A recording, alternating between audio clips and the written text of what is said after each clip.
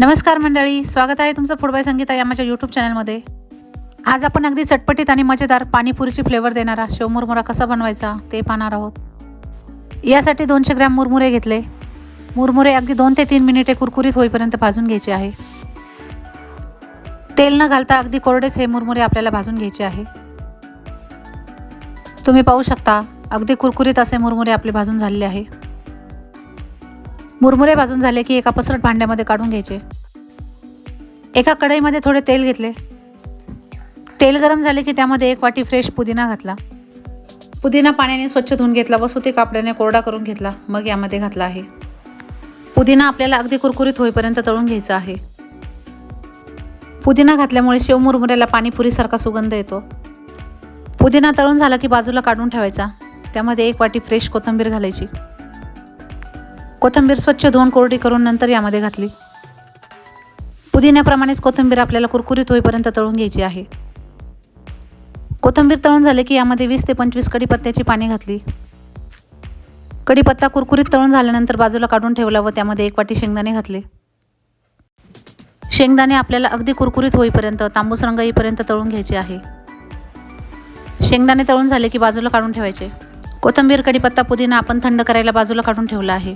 6 ते 7 हिरव्या मिरच्यांचे तुकडे बारीक करून घेतले, ते यामध्ये घातले।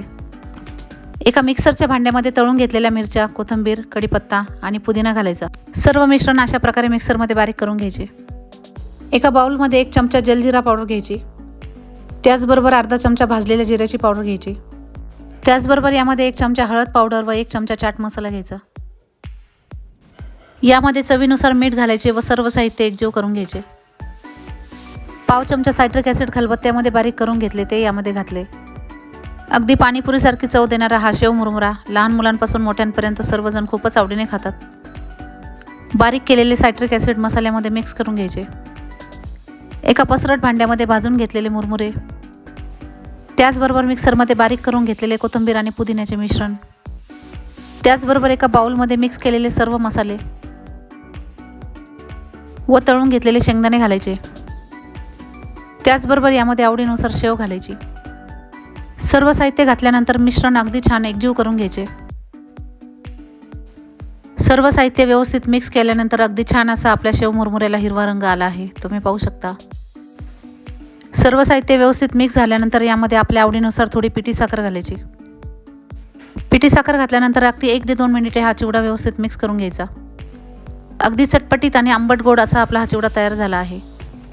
या उन्हाळ्यामध्ये तुम्ही सर्वांनी असा चटपटीत आणि कुरकुरीत शेव मुरमुरा चिवडा नक्की बनवा। रेसिपी खूप सुंदर आहे, तुम्ही नक्की ट्राय करा। व्हिडिओ आवडला असेल तर लाईक करा, शेअर करा आणि सबस्क्राईब करा। धन्यवाद।